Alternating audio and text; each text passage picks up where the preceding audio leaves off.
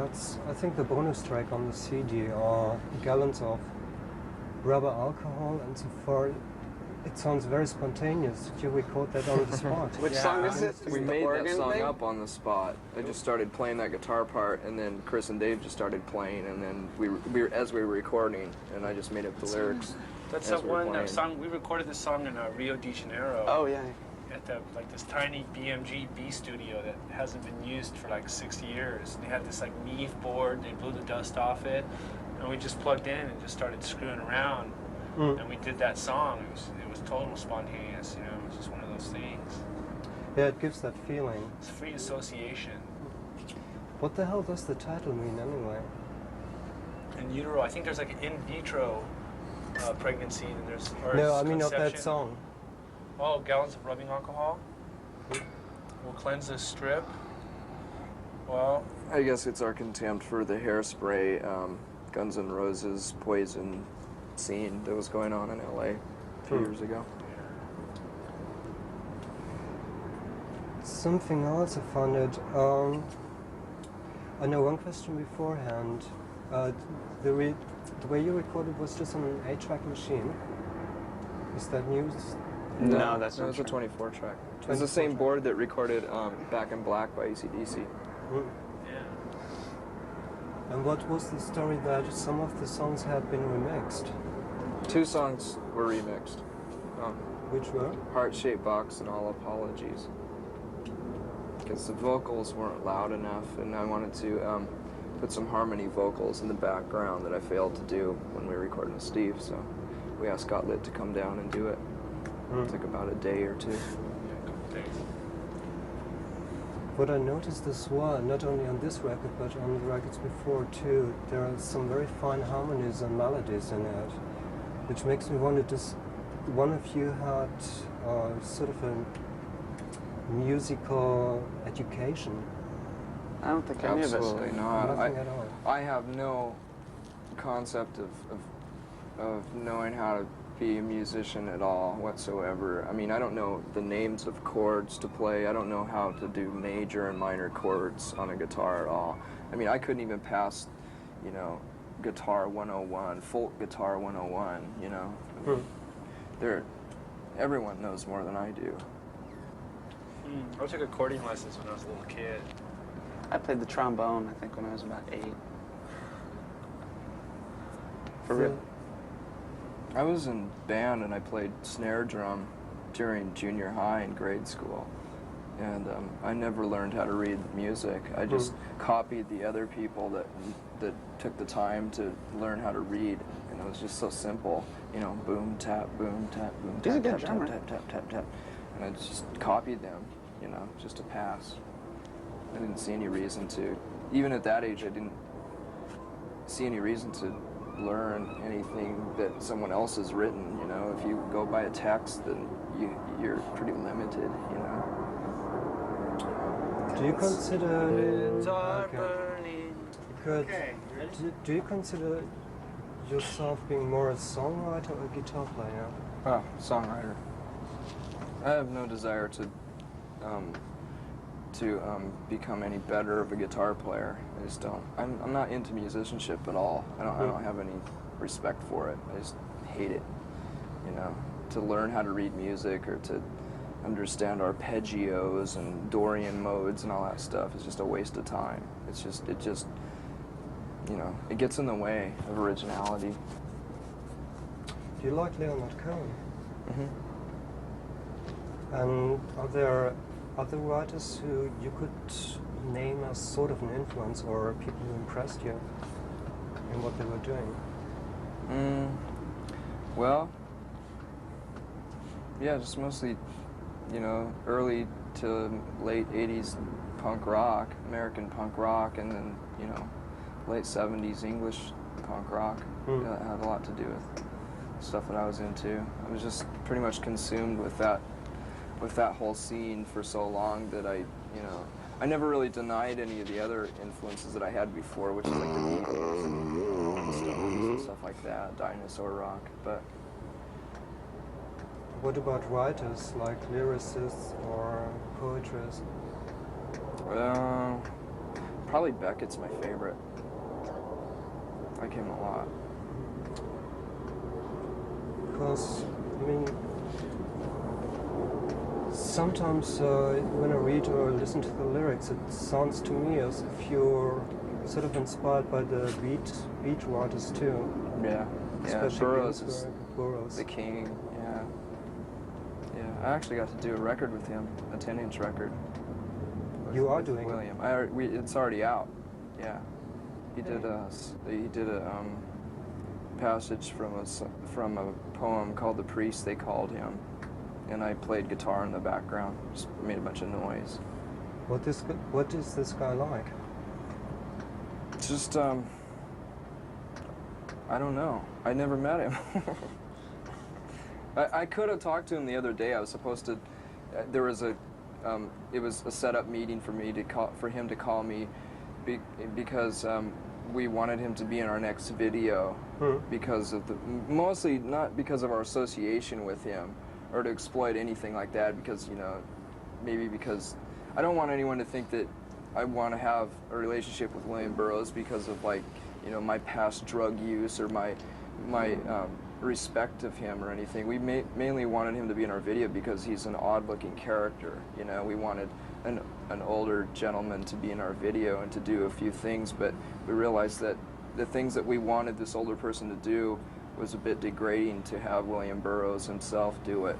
We wanted a person to be on a cross and in a hospital bed and stuff like that, and it was just too insulting to ask him, so I canceled the call. I mean, that was my chance of actually meeting him, and we've exchanged a letter through fax, and we have respect for what each other does, but I've never really had the opportunity to, other than that, I haven't bothered to, meet him yet, but I still want to. Yeah, he must be a great guy. Yeah. I would love to meet him one day. Yeah, his letter was really nice. On one or two songs, you hear a cello or some string arrangement. Was that played live? No, it was. We had her come in after the basic tracks were down and had her play along with it. Is that the cello player you had in New York too? No, this cello player was Steve Albini's girlfriend at the time. And it was just a matter of convenience. She happened to play cello and we needed one, so she was there. And she turned out great. She did a really good job.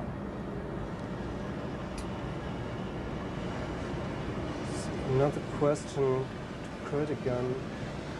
You're left-handed. Do you find it hard to get the right guitar player? Usually, yeah.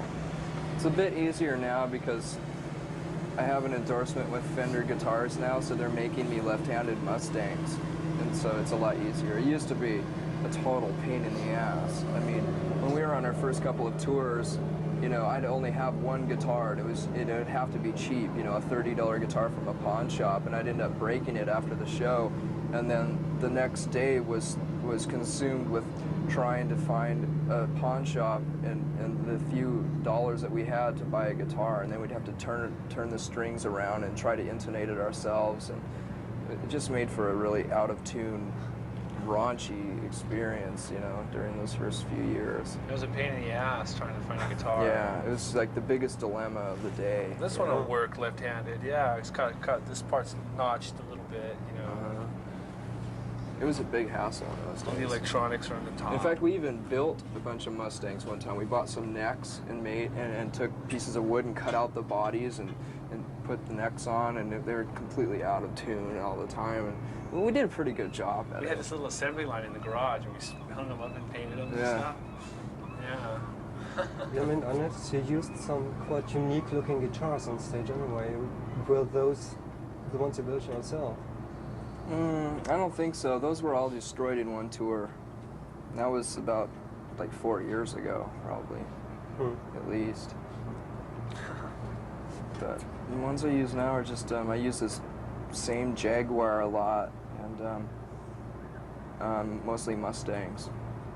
And I'm having Fender build me a special guitar that's like a mixture of a Mustang and a Jaguar, which might be kind of interesting. Did you give them the directions what you wanted? Yeah. Yeah, I took a picture of a Jaguar with with a Polaroid and a picture of a Mustang, and then cut them down the middle and glued them together and said, "Build this."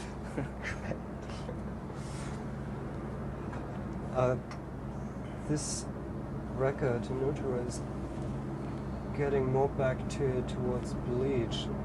And you said, like months ago, that you want to get rid of some of the fans who just came from the pop side. Do you think you will achieve that? Or is the name Nirvana already gone so big that the fans will buy everything?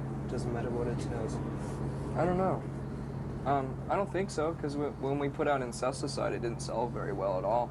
It didn't even sell like a few 100,000 copies, you know? Don't want to exclude anybody or anything, you know? No, we're not as concerned with that as we used to be, Yeah. you know? It's not...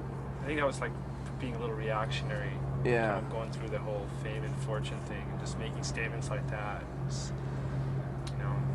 There's nothing you can do about it, you know? You can put on a cabaret show and, you know, just make a total mockery out of your success, or just deal with it, you know? I guess, especially in the beginning, it must have been pretty hard to deal with that. Yeah, it was, because we were really concerned with losing the audience that was into us before, you know? Yeah. We still wanted those people because, you know, supposedly we feel like we relate to them in a way, you know? I mean, those are the kind of people that we share common interests with, and those are the people that we're friends with, you know? So we were really worried about that. But I don't think we've lost very many of them, so it doesn't matter anymore. As long as they're there, we can, you know, just forget about the idiots in the back, you know, as long as they aren't causing trouble.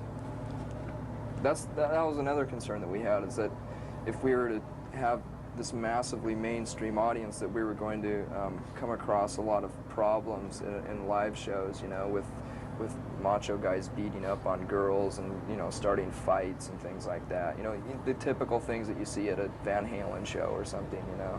And we just didn't want to have to deal with something like that.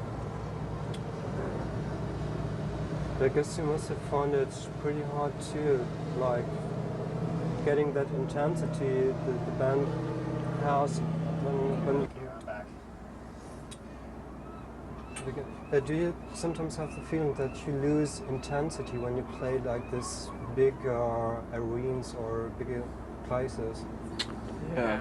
I don't find myself having as much fun as I did when we played in clubs or theaters. The biggest example is that was when we played in Europe, when we played all those outdoor festivals. I had a terrible time. I hated it. Like, Krist and Dave were like 30 feet away from me, you know? It was like, hi, you know, it just didn't seem right. So we're gonna make a few changes in our stage setup to alleviate some of those problems, you know? We're gonna squeeze closer together, you know, on these big stages, and whether that fucks with the visuals for the people out in the audience, oh well, you know, at least we'll play better, you know, enjoy ourselves. We played in front of like 100,000 people down in Sao Paulo, Brazil, and I just saw the video from the back of the stadium, and just like we were little ants on stage. It's like, God, I go, who was standing there? You know, I wonder how they feel about that. I don't think our music translates in that kind of situation either, because people can't appreciate the energy that is on stage, at least, you know, because they're so far away. It's almost understandable why a lot of lead singers in arena rock bands have this rapport with audience where they're going, hey, how's everybody doing? How are you in the back, people? You know, and stuff like that. Are you feeling all right? Because that's pretty much all you can understand when someone's saying something like that over a PA in front of 100,000 people, you know? It's just, it's hard for us to adapt to that because we just can't do that. We can't bring ourselves to be that ridiculous. And doing a live shows, like, you know, we try to experience this thing with the audience, kind of reciprocate this feeling, this energy, and I don't know how that translates from 3 people to 100,000 people, you know? It's like mathematically pretty wild. We need to get a horn section. Yeah. Are you thinking of employing a second guitar player again? Yeah. Will it be Big John? No, we've hired Pat Smear, who's in the Germs. It's working out great. He's got good energy. So I think that he'll add that to the band live. And if one of us is kind of slacking that night, I think we can count on him to keep the energy going. You know, it's the backup engine. But I guess it must make your job a lot easier too. Yeah, it does. It totally relieves me of a lot of unnecessary things that I have to think about. You know. Looking back, do you sometimes sort of regret that major success of Nevermind? I don't. No, because for the most part, I'm pretty convinced that most people like that record, you know. So the more the merrier. I mean, if the more people that can listen to your music and enjoy it, the better it is, you know. If it was some big marketing scheme, then I think I'd probably feel guilty. But yeah, if it was like a contrived thing. But it just happened organically, more organically than anything has in a long time, you know.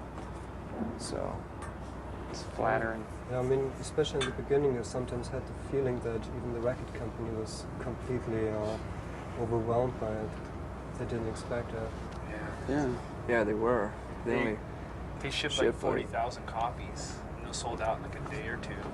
Then you couldn't get the record for like a week until they.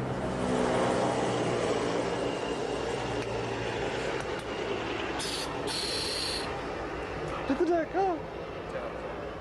And it's nice to know that you can sell your music on the music alone, you know. I mean, at the time that it took off, and a lot of radio stations were playing it before we had a video, which is, you know, an uncommon thing in this day and age, you know. So it's not our pretty faces that are selling the records, it's the music. And it's so neat. Like it's our skilled musicianship. That's right. I walk into the Fred Meyer department store down in Longview, Washington, this tiny town, and I look and I go, well, there's Mudhoney, there's Sebadoh, there's Sonic Youth. And I go, this is really great. You know what I mean? And before, just a couple years ago, that was impossible. Yeah. Totally uncalled for. And then kids down there are exposed to that, and I think it's really positive. It obviously helped a lot of other bands too. Well, what happened to us has kind of opened a lot of doors. I think we were in the right place at the right time for like a rock and roll, because those old rock dinosaurs, all the poofy-doo hairspray bands were just hanging on and doing the same thing, basically emulating Hanoi rocks like over and over again, and it stagnated like the Soviet economy or something. You know what I mean? Yeah, it got just as boring as grunge will within this year, you know. We did a photo shoot with someone for a cover of a magazine, and he was telling us a story of how Bon Jovi came in and said, he came in with a flannel shirt on, and he said, make me look like Nirvana. And he said, well, that's pretty flattering. If Bon Jovi wants to look like us, you know something's wrong. Then that just proves he's a desperate, untalented piece of shit. Do you have yourself an explanation for your success? Explanation? It's all in the cards. It's a roll of the dice. It's a lot of luck.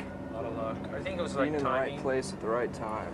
I think the old dinosaurs they just were holding on as long as possible, and we had this really strong song, and like there were like no #1 rock records. Maybe REM was #1, and Metallica came out and stuff, but just change has to happen, you know. Just part of the whole human experience has changed. So I think that next we're probably going to be old hacks soon. There's going to be this young happening band going on, and we'll probably be slagging us off as like dinosaurs. We'll be defensive, and we'll be so established. Make me look like this new band. Yeah. And we would have just totally consolidated our relationships with people at MTV, the music labels, and different magazines. we've apologized to everybody. We're going to be an establishment, and hopefully someone will come by and Begging to kill get us. the cover of Rolling Stone. Please, I'm sorry. No, because we're so established. Cover of Rolling Stone, when do you guys want it? Here's another line for you. And we're like just totally terrible. We're hanging out with Arnold Schwarzenegger. Yeah. Bruce Willis at their new club. Yeah, opening a new club. Hey, I'm a actually- Republican now, Chris. Hey, me Hey, too. What do you That time- say? Well, it was cool until we had to pay 38% or 36% taxes. Gee, you know, we got the shaft when we lived under Reagan, and now we're getting the shaft under Clinton. I say we vote for Pat Buchanan. Rush Limbaugh. Rush Limbaugh. Those feminazis. Huh. I guess that must be a strange situation Rush. anyway, suddenly being involved in like real big business things on the Yeah. financial side, dealing with tax and whatsoever. Yeah. Well, I'm Nice happy to things. fucking suffer for, you know, I'll be glad to, you know, throw out more of the money that I made if it's going to be put in the right places, if Yeah. it's going to help the economy. I mean, everybody should suffer, you know, everyone should start wearing sweaters and turning their heaters down, and, you know, I didn't mind standing in gas lines when I was a little kid during Carter. I mean, I had to sit in the car and wait in line with my dad, and he just cursed Carter all the time, you know, what a bastard. You know, the convenience of America is ruined. And they still Everybody give has Carter to- a bad time. Yeah, everybody has to swallow a little bit of bad medicine to make things better, so You know, fuck it. and they're kicking Clinton around, but it's like, remember Nixon, and Iran Contra, Reagan, SNL scandals. Nobody even brings that up. You know, it's just really crazy. Do you think as a band you have the chance to move something in people's mind, to make them think or at least get a message across? Well, it's not like a real conscious goal of ours or something that we prepared to do. It's just like it just emulates the personalities that we have, you know. We've always been conscious of political things as much as our, you know, mental capacity can hold, and We've just been aware of things, and it just kind of surfaces. It comes out just because that's what happens. I mean, we don't have like this angle that we're like a political band or anything. We've always tried really hard to not put out too much of an image of being too politically conscious, you know, so it gets in the way of the music, because you know, that's more important. And I think too, like in this country, that people are so apathetic and they're so unconscious in front of their TV sets, and somebody like us who has somewhat awareness, it makes it look like we're really aware. We're not. I mean, you know what I mean? This is just things we're concerned about, and we just talk about them, you know? Just because we talk about them at home, or we talk about it with friends, we just happen to talk about things in interviews. Have you already made the experience that groups like political or other social groups tried to use you, or the success you have, or the name? No, I wouldn't say they've used us.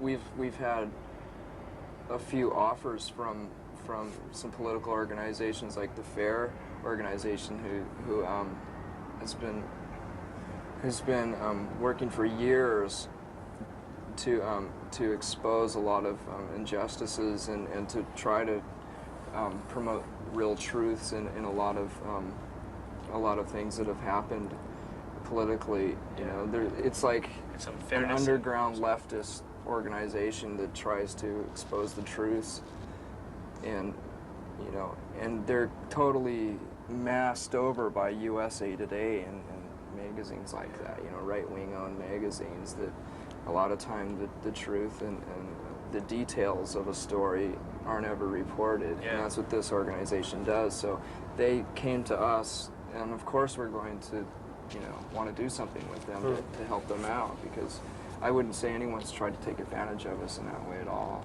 FAIR is an acronym for fairness and accuracy in reporting. And I think I've been really conscious of what's been going on in the media, with, you know, being part of the media, you know, and then I just look at the way the press responds, like, you know, being all over the president, or being all over Waco, Texas, or Amy Fisher. You know, it's really interesting. There's a lot of bozos out there who just, they form public opinion. You know, people really don't think for themselves, and they have a big responsibility. So they're just basically exploiting it. And there's this group here that just is into like truth, reality, you know. So that leads me to Just like these bad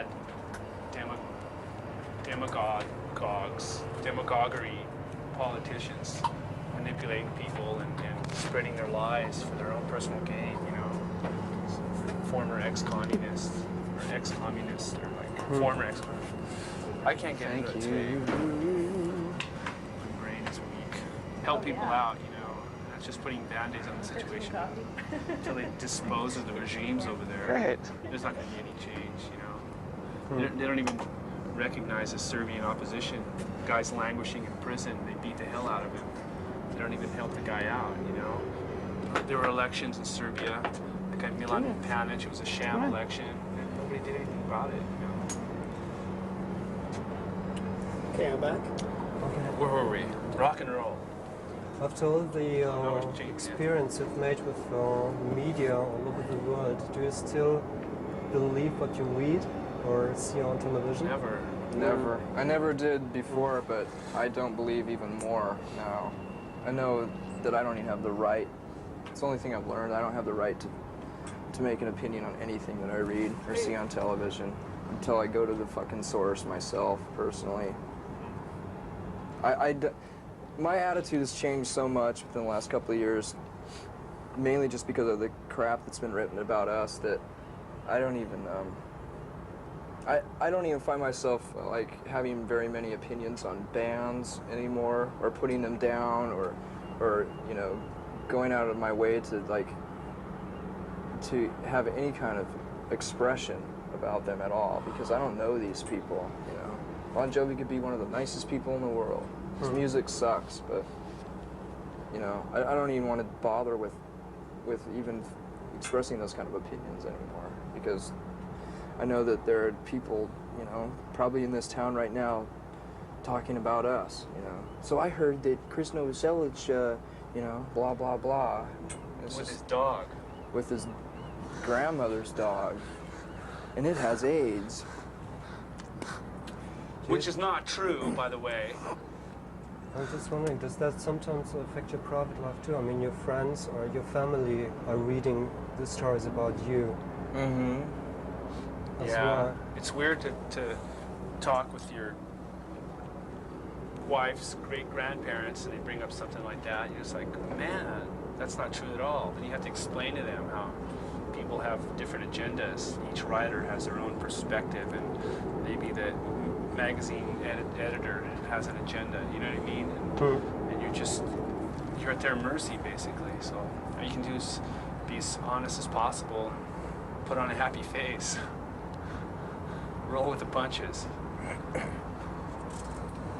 mean, frankly, what surprised me, even though I'm working in the media, there were certain magazines where I thought, okay, whatever they print is at least well researched, like Newsweek in America or Spiegel in Germany. I found it quite confusing that even though they made up stories. Oh yeah. I was surprised about Newsweek. I thought they were I'm just not magazine surprised at all. caliber, you know? No magazine has any ethics at all. There isn't any magazine Mainstream that would, magazine. yeah, a mainstream magazine that would ever, you know, stop a good story. You know, they want to sell magazines. They're in the entertainment business, Yeah, that's and that's they the use, point. you know, But they use politics as some kind of fucking fake tool to sell their magazines. Right. But in this case, I thought this is a sort of magazine who have to lose a real reputation as well. I think we're going to have to get David Gergen. Gergen. There's no one that is challenging these magazines, though. You know, there are no protection laws against, you know, false things that are written about celebrities. You know, libel suits are a complete farce. You know, you basically, a libel suit is just a challenge between two people that have a lot of money, you know, and whoever has the most money will win it, you know. And if you go up against Condé Nast or some major corporation that owns a whole bunch of magazines and owns this one magazine that wrote shit about you, they'll just filibuster for years, and you'll spend hundreds of thousands of dollars in challenging them, and you'll end up losing.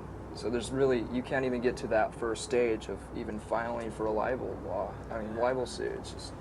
It's a waste of time. It's pretty wild, like all the relationships between people and bands and labels and between magazines and all that stuff, you know. You have someone like Bill Clinton had a bad time, so he hired David Gergen, who started throwing parties for the press corps, started smoothing people over because he had relationships. And what do you know?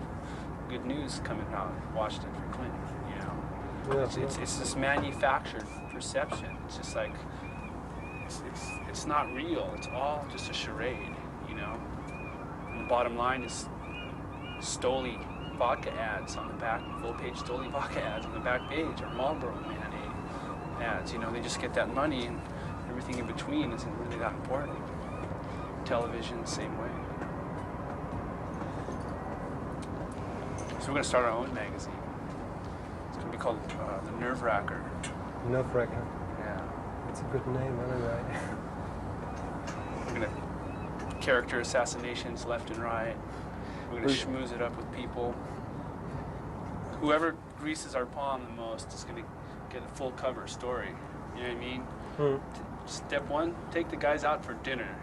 I'll have lobster, thank you. Step two, Get me favors. in the show for free. Yeah, get me the show for free.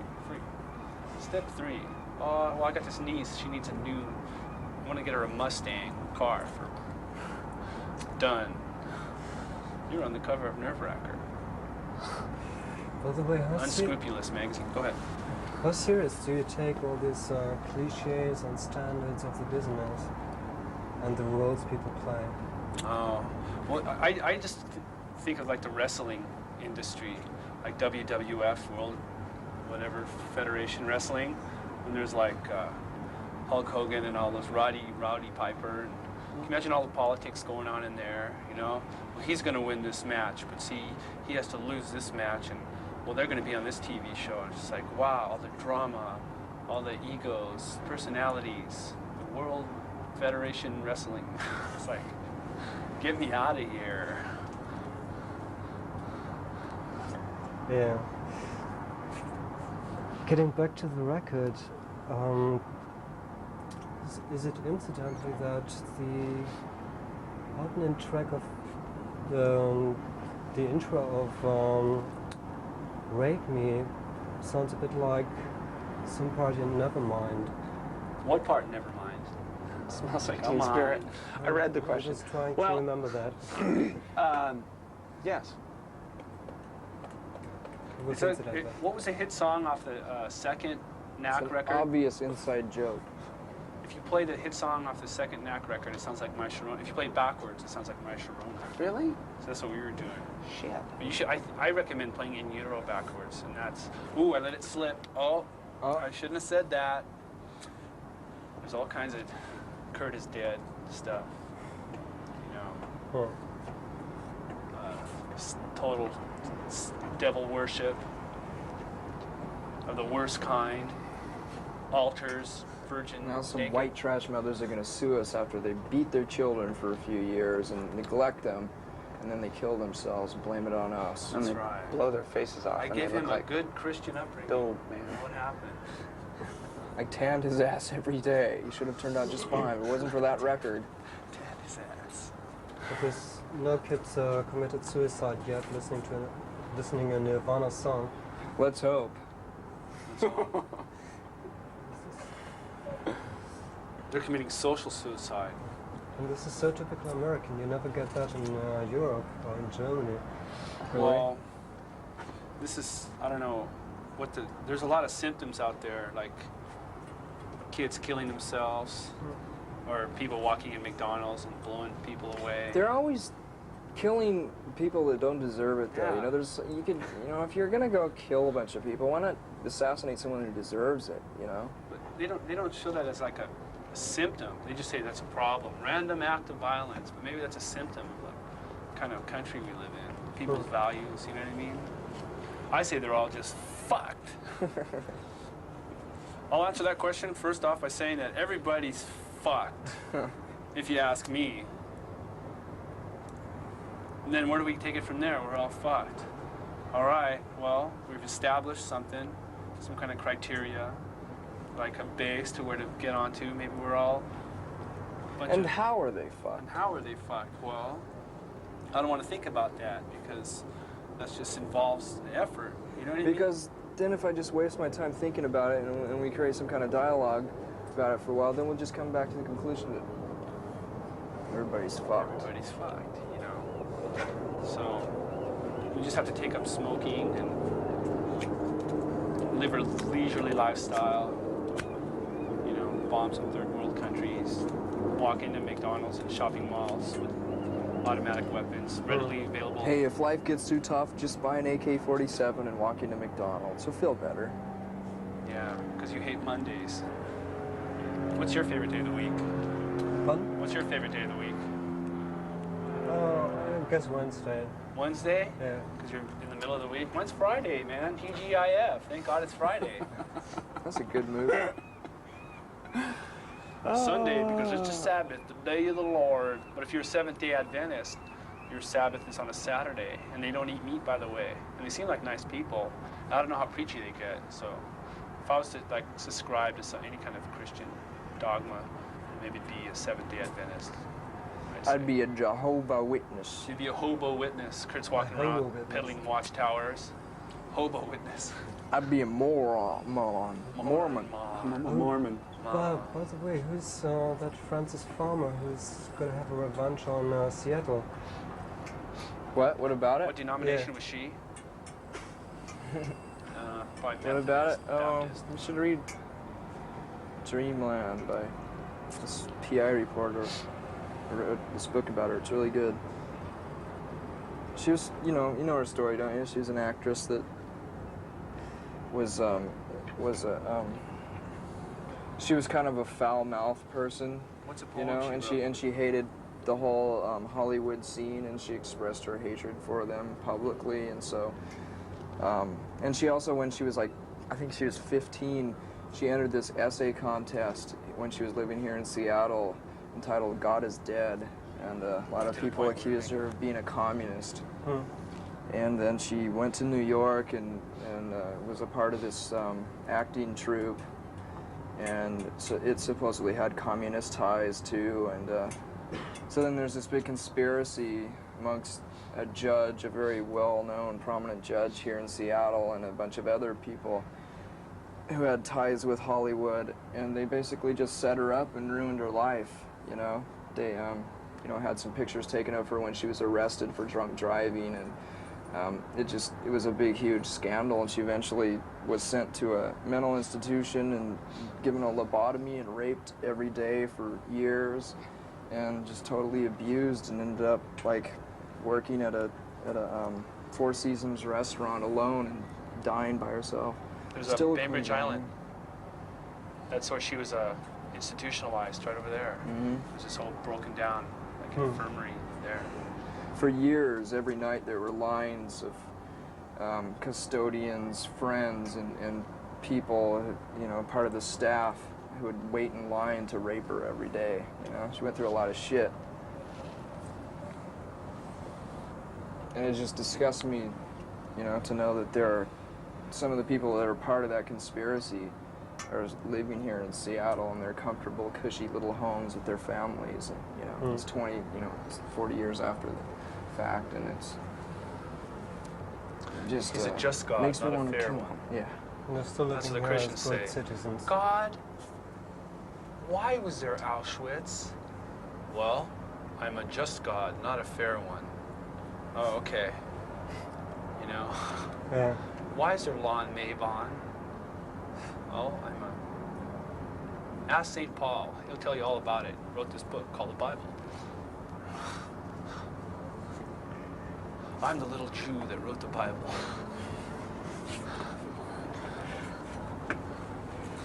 Do you have already set a tour up? Not for Europe, just for the States. I'm gonna take it one tour at a time. I mean, we definitely want to and plan to go over to Europe, you know, in Japan, Australia. It'll But probably be probably January or something like that. We'll be in Europe. I mean, touring must have changed for you quite a lot too. Suddenly being confronted with this giant machinery. A hell of a lot of people. I mean, when you play big venues, you need a hell of a lot of people and equipment and a real organization behind it.